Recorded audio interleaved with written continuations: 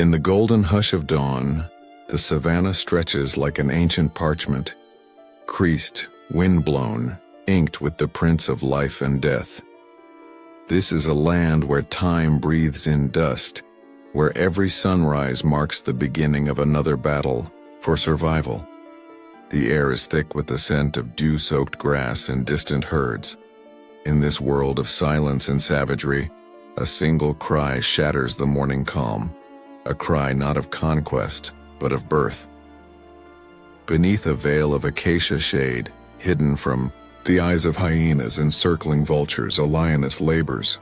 Her breaths are deep, rhythmic, driven by instinct older than memory. Her muscles quiver under the weight of purpose. Beside her, the pride is quiet, watchful, as if the earth itself waits with bated breath. Then, the cub emerges, small, trembling, and blind to the wilderness that awaits. His fur is damp, his frame delicate, yet within him lies a legacy forged in blood and dust. He is born not with a roar, but with a whimper. Yet that whimper is the first note in a symphony of struggle, a prelude to a future cloaked in shadows and sharpened by fire. His mother licks him clean, murmuring in a language made not of words but of warmth and breath. Her tongue passes over his fragile body like a brush of wind over dry grass, soothing, steady, timeless. He is one of three. His brothers lie beside him, wriggling in the thick mat of golden fur. Their eyes remain closed, but their bond begins, now in shared warmth, in synchronized heartbeats, in the silent oath of blood. The pride's dominant male watches from a distance. He is not their father. He is their protector for now. In the world of lions, protection is a currency, not a promise. The male, a titan scarred by past battles, bears the crown of the territory. His mane sways like fire in the morning breeze, darkened by the passage of years and wars. His eyes, amber and haunted, flick briefly toward the cubs. One day, they may challenge him or die in his name. But that day is distant. For now the cubs nurse, drink, sleep. They are carried by dreams of warmth, unaware that the ground beneath them holds the bones of fallen kings. As weeks pass, the cub's world expands. Eyes open to light for the first time, startled, squinting, overwhelmed by the brightness of a world so vast, so alive. He stumbles on awkward paws, his steps a symphony of trial and error. He nips at his brothers, wrestles with tails, bites at shadows. He is small, but he is bold. He watches the lionesses with unblinking curiosity. He mimics their stretches, their swipes, their low growls. Already something glints within him, a spark, a hunger to lead, even if he does not yet know what that means. And then the first lesson arrives. The pride moves. Their bellies are empty, their instincts sharp. The lionesses glide through the tall grass like whispers. The cubs, now old enough to trail behind, follow with wide eyes. They are not yet hunters, but they are observers. This is how legacies begin, not with dominance, but with learning. A zebra herd grazes nearby, muscles tense, breath stills. The matriarch lioness moves first, a ghost in golden light. She closes the gap between hunger and prey with an elegance born of countless hunts. The others follow, surrounding and circling. The final charge is violent, explosive, a blur of dust and hooves. One zebra falls. The cub watches from behind the thickets, eyes wide as the lionesses tear into the prize. He sees blood for the first time, not as wound, but as nourishment. He tastes the kill, warm and metallic. Something awakens. This is the world he was born into. A world where survival is written in crimson strokes and dominance is a crown earned, not gifted. The sun arcs across the sky. Days pass. The cub grows stronger. He learns to climb over termite mounds, to read the wind, to vanish into tall grass. He learns the language of roars, their tones, their meanings, their warnings. He learns that a deep, throaty roar means danger, that a low rumble means reassurance. That silence can be the most deafening cry of all. He also learns about fear. One night the air grows heavy. The sky hangs low with storm clouds, but it's not rain that threatens. It's the scent of intruders, rogues, males not of their blood. The dominant male is first to rise, followed by the lionesses. The cubs are ushered into the thickets, hidden, still, hearts racing like the wings of frightened birds, and then chaos. Roars explode across the plain. The sounds clash like thunder. Shadows collide. Teeth find flesh. Blood scents the storm wind. The cub does not see the battle, but he feels it. In every shiver of the ground and every scream torn from the dark, his body trembles not from cold but from something deeper. A primal understanding. Power is not given. It is defended, tooth and claw. When silence finally returns, it brings a bitter gift. The dominant male limps back, blood trailing from his side. His steps are uneven, his breath rattles. He does not roar. He simply lies down and watches the horizon. He has won, but not without cost. The cub approaches him, slowly, carefully. Their eyes meet. In that gaze, something ancient passes between them. The cub sees pain, but also pride. The old king sees fear, but also fire. A flicker of something greater, something waiting to rise. The lioness calls the cub back.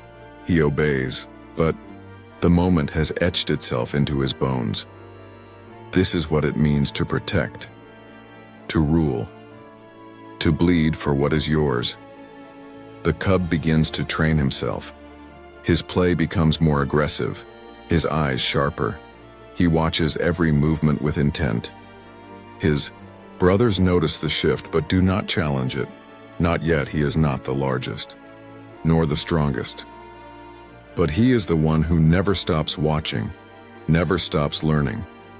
He knows even now that to lead is not to dominate, but to endure, to survive when all else falls, to carry scars not as shame, but as symbols, symbols of a journey that has only just begun. As the chapter closes, the cub stands on a small hill overlooking the plains. The wind brushes through his fur. The sun lowers in the sky, casting long shadows across the land. Somewhere in the distance, a lion roars. The cub listens, and for the first time he roars back. The cub is growing. His muscles stretch beneath his tawny coat, and his eyes, once wide with wonder, now hold the flicker of calculation. Days on the savannah mold him, not gently but with purpose. The wind that once tousled his fur now carries stories of distant roars, unseen hunts, and kingdoms forged in silence. Morning breaks gently across the grasslands. The sun lifts like a slow drumbeat in the sky, spilling gold across the acacia groves and amber fields. Herds of wildebeest shift with the light, casting long shadows that twitch and ripple across the plains. The cub moves among them, not as predator, not yet, but as an apprentice to the wilderness. His mother walks ahead, her body fluid, her ears twitching with every sound. He follows, flanked by one of his brothers. Their bond is strong, but already there are signs of divergence, of two spirits moving in different directions. One playful, distracted, content with the day's adventure. The other, the protagonist, more focused, more deliberate. He watches her feet, studies her posture, mimics her pauses. Every movement is a lesson. She leads them to a dried riverbed, where lions often lie hidden from the heat. The cub crouches low, learning the art of stillness. The wind moves against them, an error no hunter can afford. His mother swats him gently, not in anger, but in correction.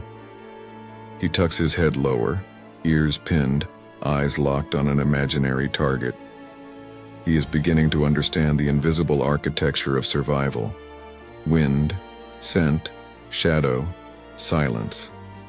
The savannah is not chaos. It is orchestral. It punishes those who play out of tune. Later, he watches the pride feast. A fresh impala carcass lies torn in the dust, ribs cracked open like ancient armor. The lionesses feed first. Cubs wait. Patience is a virtue taught by hunger. The dominant male approaches last. The cub tenses at his looming presence. His mane is darker now, thickened with age, flecked with dust. Scars line his flanks like old maps. He claims the kill with a low growl that silences even the flies. No one challenges him. The cub watches, envy flickering beneath his ribs like fire. He wants to feed. But more than that, he wants to be the one others wait for. He takes his share only when the others have backed away, and even then, he keeps glancing up at the king. Not out of fear, but in study. Every bite, every breath is an observation. The way the male holds space, the way silence obeys him. This is what dominance looks like, not in the strike, but in the stillness after. In the evenings, the cub roams, farther from the pride. His world is widening. The air at dusk is heavy with the perfume of earth and grass and bone. Fireflies blink like forgotten stars. He listens to the rustling of mice in the underbrush, the flap of wings as nightjars rise. He learns to sense things before they arrive. Eyes in the grass, tension in the air, danger in silence. One night his lesson comes not in whispers but in screams. A lioness from the pride does not return. The pride waits. Hours pass. Then, cries in the dark. Not roars, but something thinner. Pain. The cub's mother runs toward the sound and he follows. They find her beneath a kopje, broken and bleeding, her flank torn by the jaws of a hyena pack. She fought, but she was outnumbered. Her breathing is shallow. The ground beneath her glistens. The cub stares, wide-eyed. Death was something he'd smelled, tasted, circled around. Now it is here, personal. A lioness who once carried him on. Her back now lies still, her eyes clouding under the weight of surrender. The pride gathers, but there are no roars of vengeance, only quiet. The lesson is cruel but clear. The wild does not mourn as humans do. It acknowledges. Then it moves. She dies at dawn. The sun creeps over her body like a final embrace. The cub sits beside her long after the pride leaves. Something inside him changes. He understands now. Every roar carries risk. Every step is earned in blood. Leadership is not about glory. It is about weight. The burden of survival, of choices, of lives lost and lives protected. And still, the world turns. Another day. Another test. The cub and his brother spar beneath a marula tree. Dust kicks up around them in spirals. Their claws are sheathed, but their teeth find fur. They tumble, twist, rise again. The brother lunges. The cub ducks. He strikes back, not harder, but smarter. He anticipates, moves second, but lands first. The fight ends with his brother beneath him, panting, pinned. The cub lets him go. But in that moment, he learns the power of restraint. To lead is not to crush. It is to choose when to. Later that day, the pride encounters another. At the edge of the territory, two lionesses appear. Not rogues, but wanderers. The air thickens, tails flick, eyes narrow. The dominant male steps forward, his posture a painting of warning. The stranger lionesses lower their heads, signaling respect. But it's a delicate balance. One wrong look, one raised paw, and blood will spill. The cub watches closely. The male does not roar. He does not charge. He simply walks closer, slowly, deliberately, and waits. His presence alone forces a decision. The stranger's retreat. The cub burns that moment into his memory. Presence is power. Weeks pass. The rains return. The savanna transforms. Grass shoots up in waves. Frogs croak in newly born puddles. Wildebeest return in great herds, blackening the horizon. Thunder rolls in the distance, not as threat, but as celebration. The cub learns to navigate mud, to track scent dulled by water. He slips, stumbles, laughs in his lion way. A short chuff from his chest, yet storms bring more than rain. One evening, the sky cracks open. Rain falls like silver spears. The pride scatters, seeking shelter among thorn thickets and granite outcrops. The cub finds himself separated, alone.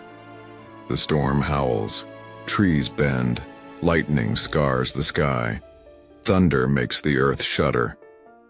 He crouches beneath a bush, his fur soaked, his body shivering. Fear returns, not as a roar but as a whisper. He is no longer the bold apprentice. He is small again, vulnerable, forgotten. Then movement in the grass, hyenas. 3 of them drawn by scent, by instinct. The cub freezes. They draw closer, laughing in their bone-deep way, teeth flashing between shadows. He does not run. Something deeper stirs. The memory of the dying lioness. The power in the old male's silence. The moment he pinned his brother. The hunger to become more than a follower. He does not run. He roars. It is not powerful. It is not commanding. But it is heard. A second later, the trees part. The dominant male charges from the storm, his mane wild, his eyes burning. He doesn't slow. He doesn't speak. The hyenas scatter. The male stops before the cub, dripping, steaming, thunder rumbling behind him. Their eyes meet again.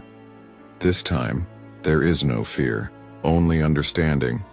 The cub has earned something tonight, not safety, not strength, but recognition. When the pride reunites, they do not speak of the storm, but something has shifted. The cub walks closer to the center, and no one moves him back. The sun rises once more over the great savanna, but this dawn carries weight.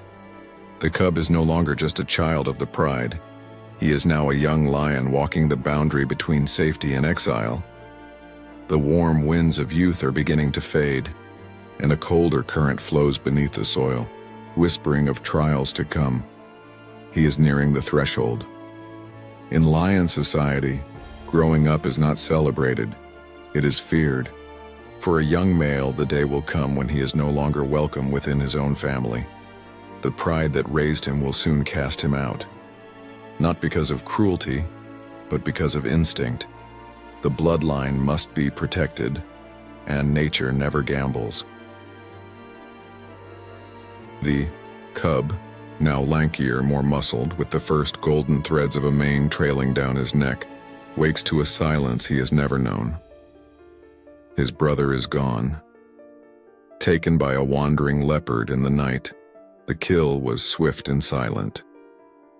The pride found only drag marks and blood near a gully. His brother's scent fades with the morning heat. There is no burial, no ritual, only the ache of absence and the chill of a lesson too sharp to forget. Grief is brief in the wild. The world does not stop turning, but the cub has changed. His eyes are no longer innocent.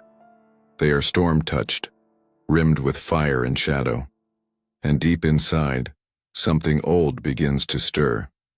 A resolve forged not in vengeance, but in understanding. The Savannah is beautiful, but it is not kind.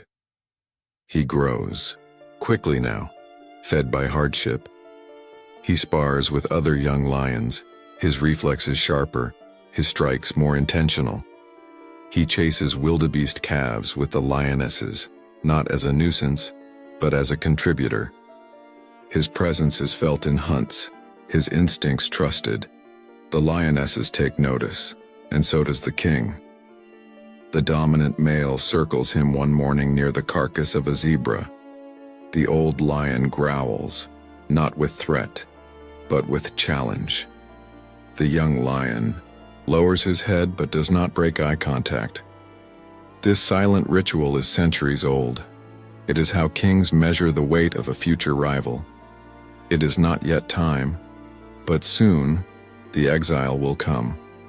And so, he prepares. He walks the perimeter of the pride's territory, memorizing every tree, every path, every scent trail. He studies hyenas, vultures, wild dogs, how they move, how they wait, how they steal. He learns not only how to kill, but how to anticipate. Survival will demand more than strength. It will demand cunning. One afternoon, a lioness gives birth. 3 cubs, tiny and trembling, barely bigger than hares. The pride gathers to greet them. The young lion, now on the brink of maturity, approaches. He lowers his massive head to sniff them, his breath warm, his nose trembling with unfamiliar emotion. This is not his blood, but it is his pride. One of the cubs claws at his face, playful, clumsy. The young lion blinks, then chuffs softly. He lies beside them, his body curling around theirs in protection. A few of the older lionesses watch from the shade. He is becoming something more. Not just a fighter, a protector. But protection has a price. That night, the scent of outsiders invades. The wind. Rogues, 2 males, coalition brothers, large, brutal, hungry for land and lineage. They move with practiced confidence, guided by ancient instinct. The scent of cubs draws them like a beacon. The young lion wakes first. His ears twitch, his muscles tense. He does not run to wake the pride. He stands, alone. He meets them near the river bend where moonlight catches the curve of the water like steel. They appear from the thickets, eyes glowing, manes ragged with battle and dust. They do not speak. Lions do not need words to threaten. The young lion growls. It is not enough. The rogues attack. Claws tear through skin. Jaws snap bone. The young lion fights.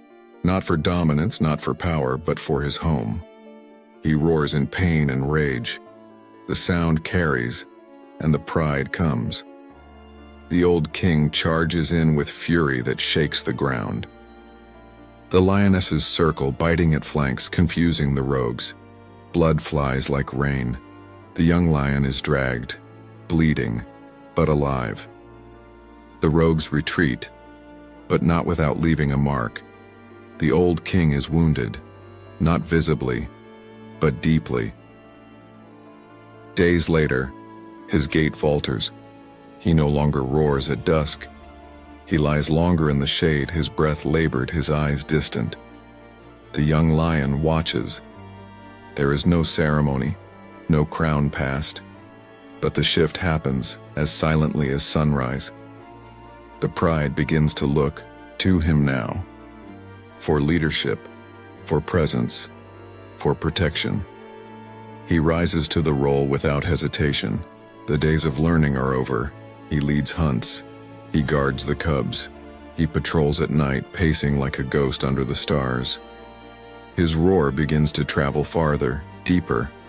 Other lions answer from the horizon, but none dare come close. Still, the world remains restless. One evening, as storm clouds gather on the fringe of the sky, the old king rises with a groan and limps to the edge of the kopje. He stares out at the plains, his plains, for the last time. Then he lies down and does not rise again. The pride gathers in quiet. The young lion walks forward, touches the fallen king's mane with his nose, and closes his eyes. The wild does not weep, but it remembers. The first rains fall as night closes. In and the new king, once a cub, once a follower, once lost in the storm, now stands alone. His mane is fuller, dark at the tips, streaked with the grit of experience. His body carries the scars of survival, each one a lesson written in blood. He has not sought power, but power has found him. Born to lead, forced to fight, he has become what the savannah demanded, a lion worthy of the land, a king not because of his roar, but because of the silence he commands when he walks. And so, under thunderclouds and moonlight, with the pride resting safely behind him, the lion lifts his head and roars, not in challenge, but in arrival. The journey is complete. But the legacy has just begun.